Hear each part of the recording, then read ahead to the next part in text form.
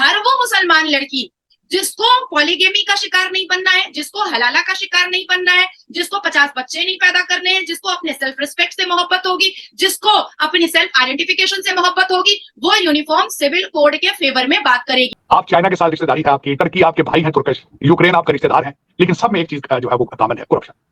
आप हमेशा उसी मुल्क के साथ डील करना पसंद करते हैं जो किकबैक्स देता हो, करप्शन में खुल के आपका साथ दे। आप सिर्फ उन्हीं से डील करते हैं, दूसरे मुल्क से आप डील करना पसंद नहीं करते। आपने ये कटोरा चुना है, ये आपकी पसंद है, आप देखे अपने अंदर भी झांक लें। ये सवाल पूछे शहबाज शरीफ से कि स्वीडन में जब कुरान जलता है तो पूरा पाकिस्तान क्यों निकल जाता है जुलूस और मीटिंग और मिचिल करने के लिए, और जुलूस निकालने के लिए बड़े बड़े बैनर और बोर्ड लेकर के पाकिस्तान की सरजमीन पर जब 150 साल की मंदिर तोड़ी जाती है तो ये शहबाज शरीफ का मुंह क्यों बंद हो जाता है? नहीं, सारे का सारा बिकेगा पाकिस्तान, बनेगा नया पाकिस्तान, बिकेगा पाकिस्तान।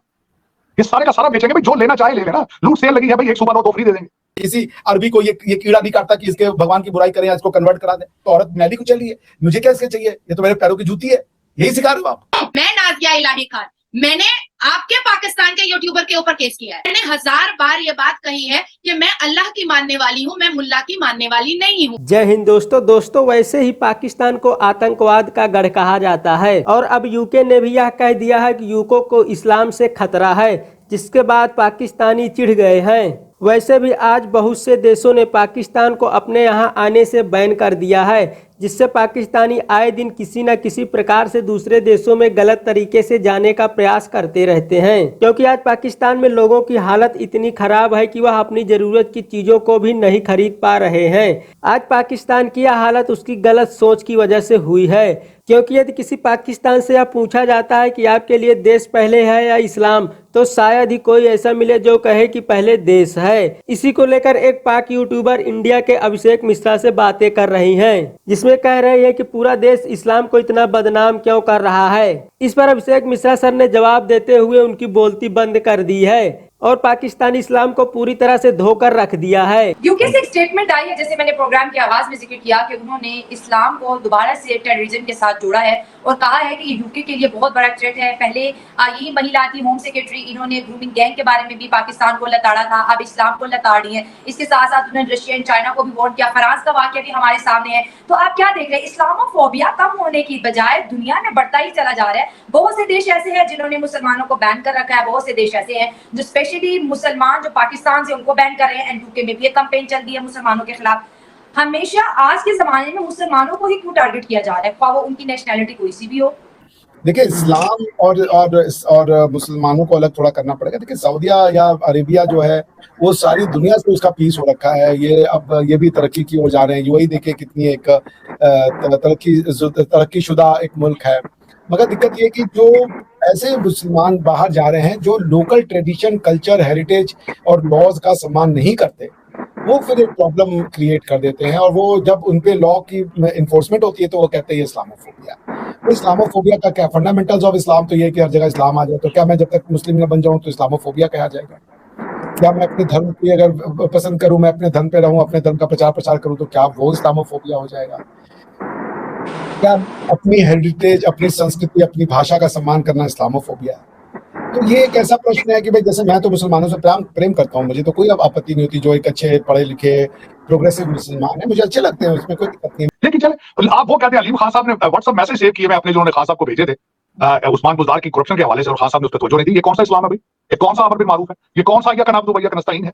लेकिन ये कि दुख वाली बात यह है कि 25 करोड़ लोग अंधे हो चुके हैं। जिस तरह मैंने आपको बताया था कि पाकिस्तान की ये बदकिस्मती है कि यहाँ पे कई ऐसे मुर्शिद फिर रहे हैं, बाबे फिर रहे हैं, जो सारे लड़के देते फिर रहे हैं सारा दिन। और लोग बेवकूफ है, पढ़े लिखे। जज सुप्रीम कोर्ट के बेवकूफ बन गए भाई, जर्नैल बेवकूफ बन गए हैं। वो कहते नहीं ये मुर्शिद है, ये तो खुदा ने, ये तो कहते हैं सीधा खुदा से सीधा हम कलाम है। नऊज़ुबिल्लाह, मैं क्या इसका कहूं? ये तो आजू बदकिस्मती आपके मुल्क की है कि आपको कोई लीडर ही नहीं मिल रहा, पता नहीं क्या बात है। आपके प्राइम मिनिस्टर नरेंद्र मोदी जी ने ये कहा था कि मैं पाकिस्तान के हाथ में कटोरा दे दूंगा, और यही उनका मिशन है। हम देख रहे हैं कि जैसे जैसे भारत अपवर्ड जा रहा है, जैसे जैसे भारत की डेमोक्रेसी, भारत की करेंसी, भारत की ट्रेड मजबूत होती चली जा रही है, पाकिस्तान की इकोनॉमी उतनी ही नीचे जा रही है। तो यही मिशन है कि पाकिस्तान के हाथ में कटोरा देना, और पिछले 5 सालों से कटोरा आया हुआ है। तो ये पाकिस्तान कहती है कि सारी जो है मोदी जी की साजिश है, जो हमारे पहले लोन भी मिल जाता था, अब लोन भी नहीं मिल रहा, सारे हमारे साथ ताल्लुकात भी जो है तोड़ रहे हैं। क्या वाकई इंडिया यही कर रहा है जो मोदी जो कह रहे हैं? मोदी जी कह रहे हैं कि हम ये करेंगे, वो कह रहे हैं कि जो वो कर रहे हैं वो उसी रास्ते पे जा रहे हैं। कोई भी विजनरी आदमी देख लेगा, आपको जो कटोरा मिलता है वो कटोरा क्यों मिलता है पता है? उसका नाम है टू नेशन थ्योरी। उस कटोरे का नाम अगर रखेंगे वो है टू नेशन थ्योरी, क्योंकि आपने ये कटोरा चुना है, ये आपकी पसंद है। आप देखे अपने अपने अंदर भी झांक लें। आपके भुट्टो साहब ने कहा न्यूक्लियर बम बनाएंगे, हम घास खाएंगे। घास खा रहे हैं आप? वो भी तो विजनरी थे ना, उन्होंने कहा हम घास खिलाएंगे अपनी जनता को, न्यूक्लियर बम बनाएंगे, न्यूक्लियर बम बना लिया, घास खिला रहे हैं आपकी जनता को। आप दूसरी बात देखें, आप कहते हैं टू नेशन थ्योरी, भारत से संबंध नहीं रखेंगे, उनसे ट्रेड नहीं रखेंगे, हिंदू का कोई भी सामान नहीं खाएंगे, हिंदू पत्ता गोभी, हिंदू फूल, उससे करें। बेचारे हिंदुओं को गाली अलग पड़ती है, क्योंकि हमारे यहाँ के लोग कंपेयर करना शुरू कर देते हैं आपकी दृष्टि से हमें, जो हमारी टीचिंग नहीं है उसको भी हमें दिखाने पड़ते हैं कि भाई तुम मेजोरिटी हो। भाई हिंदू में मेजोरिटी मिनोरिटी का कॉन्सेप्ट ही नहीं है, लेकिन फिर भी वो आपकी थ्योरी से हमें गवर्न किया जाता है। जो हमारा मानना नहीं है, जो हमारा अकीदा नहीं है, वो अकीदा हम पे ठोक दिया जाता है कि तुम भी ऐसे ही होगे। क्योंकि मुस्लिम पाकिस्तान एक मुस्लिम मिनोरिटी, मुस्लिम मेजोरिटी कंट्री है, और वहां पे हिंदुओं पे जुल्म होता है, तो चूंकि आप हिंदू मेजोरिटी में हो तो आप मुसलमानों पे जुल्म करोगे। ये भाई मुसलमान पे जुल्म हो रहा है हिंदुस्तान में, लेकिन पारसी पे नहीं हो रहा है। पारसियों की संख्या बढ़ाने के लिए गवर्नमेंट पैसा दे रही है, कह रही है भैया ये लो पैसे, अपने बच्चे पैदा करो और पारसियों की संख्या रखो। आपके यहाँ के जो बड़े बड़े स्कॉलर है वो ये कहते हैं कि भाई वो सारी दुनिया मुसलमान इसलिए बन गई क्योंकि टैक्स कम देना था। तो जो ईरान के पारसी थे, जो जोरोस्ट्रियंस थे, वो मुसलमान बन गए ईरान के अंदर, लेकिन जो भारत में आ गए वो हिंदू नहीं बने, वो आज भी अपनी परंपरा पे चला रहे हैं। हमने तो उनसे टैक्स नहीं लिया ज्यादा। तो जरा आपके आप पे जो सोचने समझने और पढ़ने वाले लोग हैं वो सही एनालिसिस नहीं करना चाहते, वो पहले ही सच्चाई को जान चुके हैं और उसी को वो लिखते रहते हैं। नहीं नहीं, उन्होंने थ्योरियां गढ़ी हुई हैं। तो देखिए समस्या ये है कि जो आपके कटोरा है उसमें ना मोदी जी का हाथ है, ना भाजपा का हाथ है, ना बीजेपी का, ना भारत का, ना आपकी चॉइस है। आपने कहा कि हम भारत से ट्रेड नहीं करेंगे, हमें 1 रुपए की सामान 100 रुपए में खरीदे। तो ये किसकी चॉइस है? जब आप 1 रुपए का सामान 100 रुपए में खरीदेंगी, आपके पास इनकम नहीं है, आपको पैसा उधार ही लेना पड़ेगा ना। तो आप अपने अंदर छापने को नहीं तैयार है। अगर मोदी जी को चुप कराना, टू नेशन थ्योरी फेंक दीजिए, खोल दीजिए ट्रेड इंडिया से, कह दीजिए हम एक लोग हैं, सामान ले हैं, हमारा सिर्फ धर्म इस्लाम है, हमें इससे कोई प्रॉब्लम नहीं है, आपका खत्म। लेकिन अपनी जिद पे रहना, अपनी बेकार की फिलॉसफी पे, ना तो इस्लामिक वर्ल्ड आपको समझ रहा है, ना तो आपको सेक्युलर वर्ल्ड समझ रहा है। आप ना तो इस्लामिक हो, ना तो सेक्युलर हो, आप हो कौन भाई? आप मुनाफिक कौम हो। आप तालिबान से लड़ रहे हो, टीटीपी को आप आतंकवादी कह रहे हो, जो शरिया लाना चाह रहा है उसको आप आतंकवादी कह रहे हो, और आपने कॉन्स्टिट्यूशन में वादा किया अपने लोगों को कि हम आपको कुरानिक लॉ देंगे, तो कुरान के हिसाब से तो शरई लॉ चलेगा ना। बंद कीजिए ये क्या नाम है, आप अपना ये जो पार्लियामेंट है और ये सब स्टेट सूबाई असेंबली, इनको तोड़े, हटाए इनको। आप एक गैर इस्लामिक काम कर रहे हो, कह रहे हैं हम इस्लामिक कंट्री है। क्या आपको इस्लामिक बनाता है? आप खुद से झूठ बोलते हो, सारी दुनिया में कमियां ढूंढते हो। आपने वादा किया अपने लोगों को इस्लामिक राष्ट्र देने का, शरई लॉ देने का, क्यों नहीं दे रहे आप? इमरान खान आपके इतने बड़े लीडर है, कह रहे हैं हमको रूल ऑफ लॉ चाहिए। रूल ऑफ लॉ और rule of law is an antithesis of rule of theocracy. Rule of law में लॉ मैन मेड होगा, डिवाइन लॉ नहीं होगा। अब वो कह रहे कि हम रियासत मदीना भी जाएंगे। रियासत मदीना बिना शरिया के कैसे हो जाएगा भाई? आपको कोई लोकल लीडर नहीं मिल रहा, बिल्कुल पाकिस्तान का पैदा हुआ वो, जिसके बच्चे यहाँ पे हों, जो यहाँ बाहर गया ना हो, जिसकी ख्वाहिश ना हो बाहर जाने की। पता नहीं आपको कोई ऐसा 25 करोड़ लोगों में से ऐसा इंसान ही नहीं मिल रहा अभी तक। ये ट्रेजेडी है आपकी, बदकिस्मती है। यहाँ पे सर उसे आगे नहीं आने दिया जा रहा। लेकिन सर साथ साथ पहले इमरान खान ने जो है वो फीमेल जज के बारे में जो कुछ कहा था, उन्होंने अदालत में जाके माफी मांगी। अब साइफर जो वो हिला रहे थे खड़े होकर अपने जलसे में, उस पर भी सुना कि शायद माफी मांगने वाले। हाँ माफी मांग ले, मुल्क तबाह हो चुका है, माफी मांग ले, क्या फर्क पड़ता है? माफी तो उन्होंने मांग ली, अमेरिका से जो माफी मांग ली उन्होंने, वो साइफर निकाला और किस तरीके से कदमों में गिरे अमेरिका के जाके। फिर उन्होंने किस तरह यूटर्न लिया, उन्होंने कहा नहीं जी, बाजवा साहब ने जाके कहा था अमेरिका कोई बंदा ठीक नहीं है। फिर साजिश पहले यहाँ हुई, यहाँ से अमेरिका गई, अमेरिका से फिर वो साजिश वापस आई।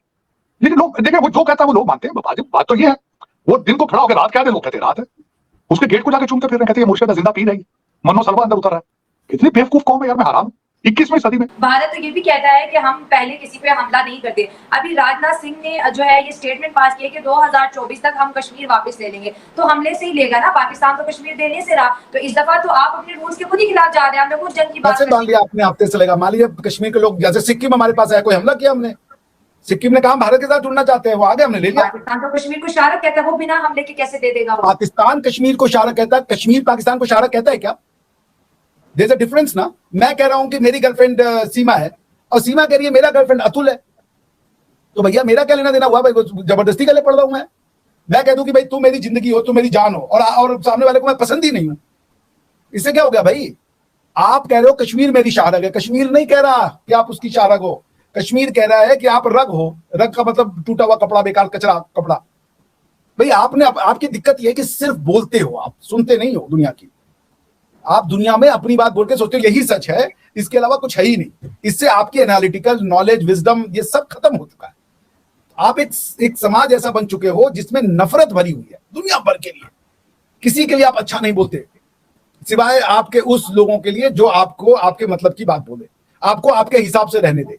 वो चाइना है, चाइना आपको बड़ा अच्छा लगता है क्योंकि वो आपको कह रहा है आतंकवाद भी करो, आप टेररिज्म भी फैलाओ, और हम जब अपने यहाँ पे मुसलमानों को मारे, उनकी मस्जिदें तोड़े, वहां इस्लामोफोबिया नहीं दिखेगा आपको। देखिए, सब कॉन्टिनेंट यानी इंडियन सब कॉन्टिनेंट के मुसलमानों को आप बाकी मुसलमानों से कंपेयर मत करें। मुसलमान अच्छे लोग भी हैं इस्लाम में, जैसे सऊदी अरबिया के इस्लाम में किसी को दिक्कत नहीं है भाई, वो अपने घर में है जो भी है। यूएई का इस्लाम में किसी को दिक्कत नहीं है, जो भी है वो अपने घर में है भाई, उनकी मान्यताएं, उनका वो ट्रेडिशन, हम सम्मान करते हैं उसका।